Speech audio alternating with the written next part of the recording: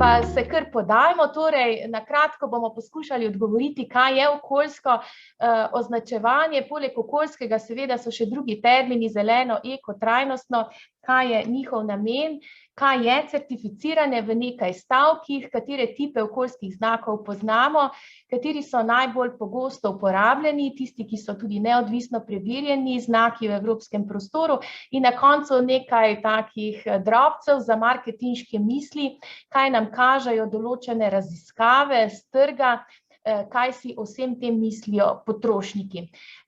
Torej, na hitro nekaj okoljskih oznakih.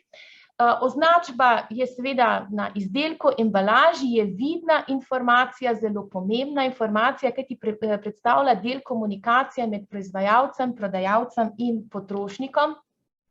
Zakaj je prava inflacija tovrstnih označb, ne samo v Evropi, ampak tudi v svetovnem trgu, kajti v zadnjih desetletjih, tudi v tem novem našem tisočletju, je ta zaskrbljenost glede vplivov na okolje seveda vedno večja in ta skrb visoko korelira tudi s to ozaveščenostjo, s tem vedenjem, tako proizvajalcev, kakor potrošnikov, da bo treba nekaj spremeniti.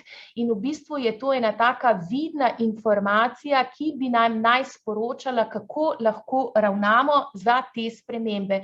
Torej, okoljsko označevanje je samo eden od pristopov, katerega cilj pa je po eni strani obveščati potrošnike o vplivu njihov vzorcev uporabe na okolje in seveda vzbujati proizvajalce, da izboljšajo svojo trajnost izdelkov in storitev in tako postanejo seveda še bolj tržno konkurenčni.